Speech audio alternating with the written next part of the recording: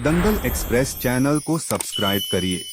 सफल होगी तेरी आराधना। Yo.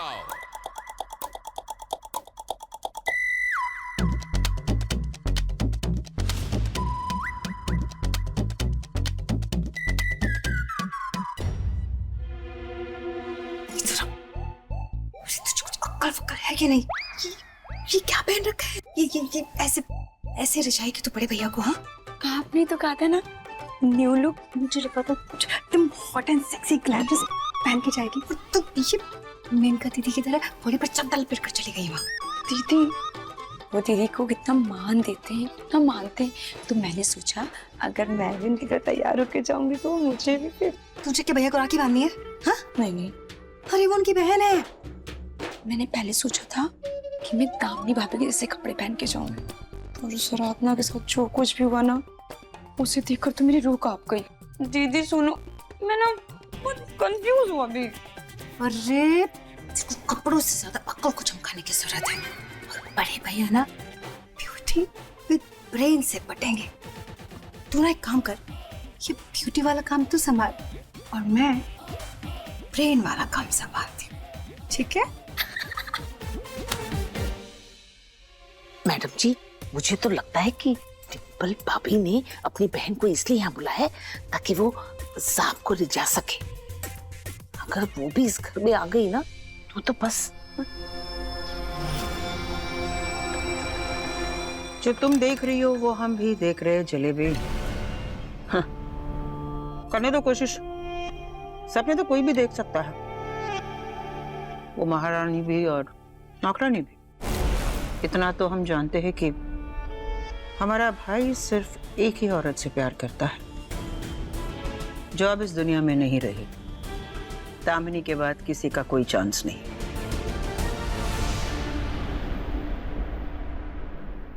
I understand. एक्चुअली क्या है मिस्टर मल्होत्रा, मैंने कुछ ट्रस्टी से बात की है and they look into it. File मेरे पास आ गई है। Let me see what I can do for you. या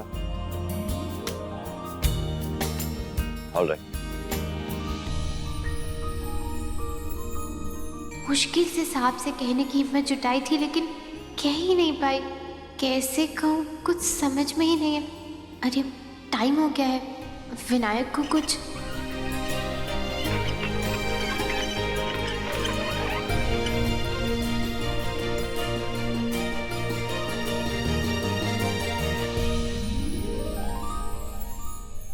लगता है साहब को विनायक से लगाव हो गया है। वैसे हो भी क्यों ना, औलाद भी तो उन्हीं की है। साहब जी, वो मैं कह रही थी कि ये गाड़ी आपने ही मंगवाई है बच्चे के लिए, तो आप ही उसे लिटा दीजिए ना। वो मेरे हाथ गीले हैं और गंदे हैं ना, तो बच्चे को सर्दी हो जाएगी, इसीलिए।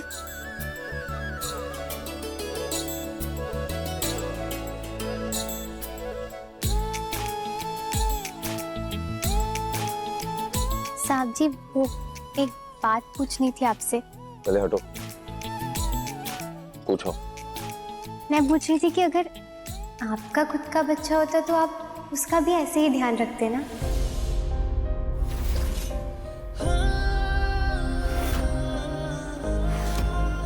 तुम्हें अगर इस बच्चे में कोई इंटरेस्ट नहीं है ना, मैं ये सब अकेले भी कर सकती हूँ, लेकिन मैं खुशखबरी लिए बगैर यहाँ से नहीं जाऊंगी।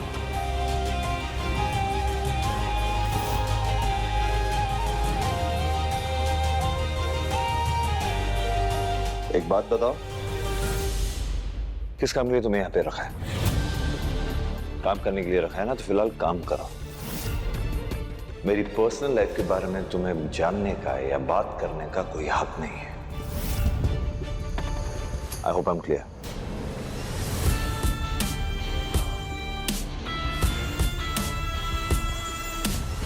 मैडम जी, मैंने पता लगा लिया है, वो सरोगेट कैंडिडेट आराधना ही थी। क्या? लेकिन मैडम जी, इसमें मेरी कोई गलती नहीं है। आप पूरी मेरी बात तो सुनिए। कादम्बरी अभी जेल में है। उसने मुझे बताया कि कानून से बचने के लिए उसने कागजों में कुछ हेरफेर की थी। आराधना पाटिल की जगह पायल भोसले का नाम लिख दिया था। आराधना पाटिल और पायल भोसले दोनों एक ही लड़की हैं। वो कागज देख के ही मैंने आपको फोन किया। लेकिन मैडम ज्यादा परेशान होने वाली कोई बात नहीं है। कादम्बरी ने मुझे बताया कि आराधना ने वो बच्चा गिरा दिया था। आपको ये जानना जरूरी है कि हमारी पहले वाली सरोगेट मदर जब लास्ट मिनट में भाग गई थी, उसी वक्त मैंने एक नई कैंडिडेट का अरेंजमेंट किया था, वो भी आपकी वाइफ की सहमति से। और अब वो कैंडिडेट प्रेग्नेंट है, उसकी पेट में आपका बच्चा है। इतने बड़े शहर में माधव तुम्हें कैसे मिल गया? वो आनंद सदन में मिले थे मुझे, जहाँ मैं काम करने जाती थी। नहीं, ऐसा नहीं हो सकता, ऐसा नहीं हो सकता, ऐसा नहीं हो सकता।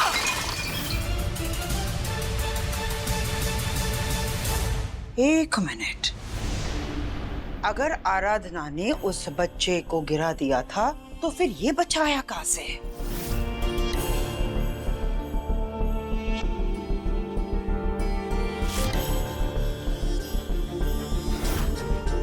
अरे हाँ, ये सरगसी तो 14 महीने पहले की गई थी और आराधना का ये बच्चा भी 4 महीने का है।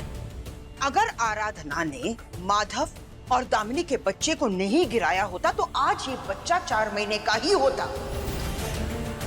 क्या ये मुमकिन है कि ये वही बच्चा है जिससे आराधना अपना बता रही है? साहब, वो दामिनी जी को ना बच्चा चाहिए था। मेरा मतलब है कि उन्हें अपना बच्चा चाहिए था। मुझे कुछ समझ नहीं आ रहा है, क्या करूं? आज दादू होते तो ज़रूर मुझे कोई राह दिखाते। साहब दामिनी जी के ना रहने से बहुत दुखी हैं। शायद उन्हें अपनी बीवी का माँ ना बन पाने का अधूरा सपना भी याद आता होगा ना। हो सकता है कि वो मेरे झूठ बोलने से नाराज़ हो जाए, मुझ पर गुस्सा करें, लेकिन मुझे उन्हें सच बताना ही होगा। उनका हक है सच जानने का। लेकिन मैं उन्हें ये सारा सच कैसे बताऊं?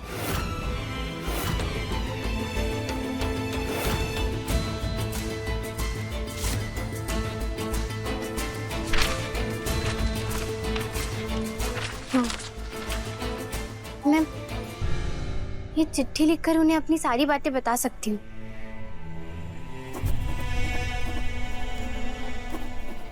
मैं तो मराठी में लिख रही हूँ, लेकिन हिंदी में भी तो नहीं लिख सकती। मैं हिंदी में सब कुछ अच्छे से बता नहीं पाऊंगी।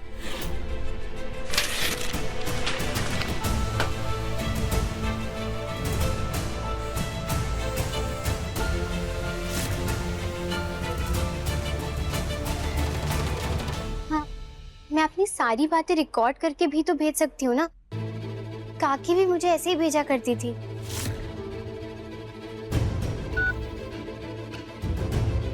साहब जी, मैं आपसे पूरी बात सामने नहीं बोल पाई क्योंकि मैं डर रही थी। जानती हूँ कि आपको झूठ बिल्कुल पसंद नहीं है, मेरी दादू की तरह ही। और मैंने आपसे पूरा सच नहीं बोला है। दिवाली की रात जब आप मुझसे मिले तो आपको लगा कि मैं शादीशुदा हूँ और मैं इसके पिता को ढूंढ रही हूँ, लेकिन मैं इसकी असली माँ नहीं हूँ। मैं बस इसकी सरोगेट मदर बनी हूँ। मैंने सिर्फ इसे अपनी कोख दी है। साहब जी, ये बच्चा दामिनी जी का सच हुआ सपना है। ये आपका बच्चा है, आप दोनों का। मेरी दादू की जान बचाने के लिए मैं कादम्बरी जी के कहने पर सरोगेट मदर बनने के लिए राजी हो गई। लेकिन फिर जब मैं दामिनी जी से मिली तो मुझे पता चला कि मैं उन्हें पहले से जानती थी। उसके बाद वो मुझे आपसे भी मिलाने वाली थी, लेकिन उसके पहले ही वो एक्सीडेंट हो गया। कादम्बरी जी ने मुझे ये बच्चा गिराने के लिए कहा, लेकिन मैंने दामिनी जी से वादा किया था कि मैं उनके बच्चे का ख्याल रखूंगी और मैं वो वादा नहीं तोड़ सकती थी। इसलिए मैं आपको ढूंढने के लिए निकली अपने दादू के साथ, लेकिन रास्ते में ही मेरे दादू भी गुजर गए। फिर उसके बाद मैं बदायूं में पहुंची और नियति ने मुझे आपसे दोबारा मिलाया वहां, और मैं इस बच्चे के साथ आपके साथ यहाँ आ गई। दामिनी जी के आशीर्वाद से और बापा की कृपा से विनायक को अपना घर मिल गया है। उसके पापा मिल गए हैं।